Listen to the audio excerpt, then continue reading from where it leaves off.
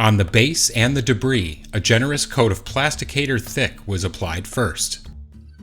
The whole piece was then primed in one-shot gray after 24 hours drying time.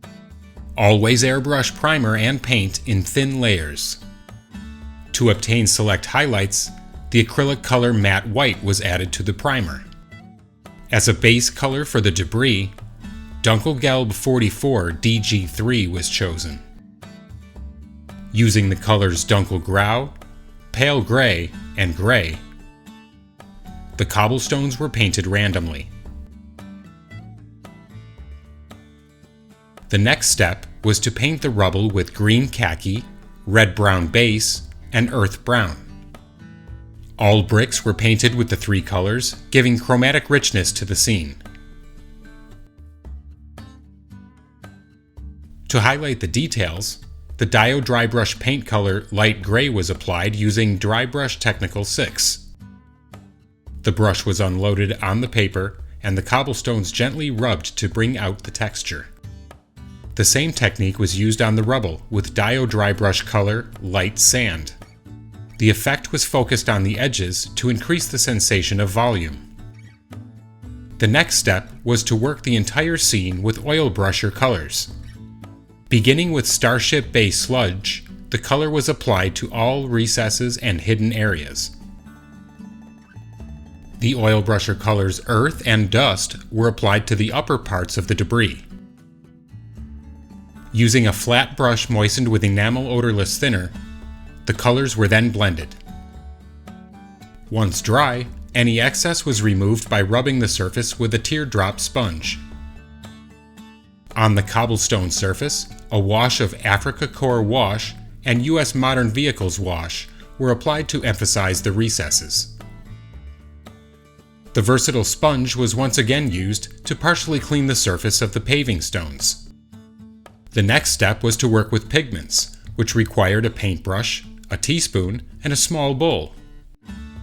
For this base, the pigments Europe Earth and City Dark Dust were mixed with a few drops of enamel odorless thinner. The mixture was then randomly applied on the entire surface. The effect was focused on the recessed areas between the debris. The surface was then allowed to dry for 4 hours before using the teardrop sponge to remove the excess pigment from the entire scene. With a flat brush, the pigment was removed from cleaner areas for contrast, such as the top of the debris. Attention shifted to the fence, which was first primed with one-shot color brown oxide primer. Once dry, a thin layer of scratches effects was airbrushed onto the surface. After a few minutes, the whole piece was covered with acrylic color yellow. After 15 minutes, a brush and water were used to activate the scratches effects, to create a truly natural chipping effect. A brass toothpick can be used to simulate the smallest chips and finest scratches with precision. A general wash was then applied to the fence using dark wash. The fence and the tape were glued to the scene and integrated by applying pigments using a fine brush. Another of the accessories to be added was a rusty beam. To create the correct texture, anti-slip paste was applied with a brush. The brush was stippled vertically on the areas where more exaggerated corrosion effect was desired. The anti-slip paste was allowed to dry for 2 hours before priming the piece with one-shot color brown oxide primer.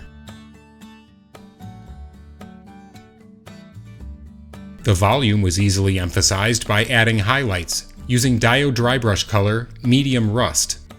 The effect was applied using Drybrush Technical 2. The effect was emphasized further using a tone lighter than the previous. For this example, Dio Drybrush color light rust. The next step was to wash the entire beam with Trax wash.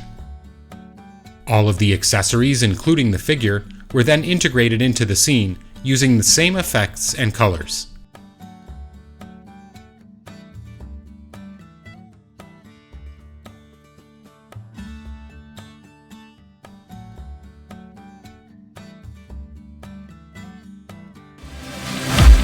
Discover many more videos on our YouTube channel.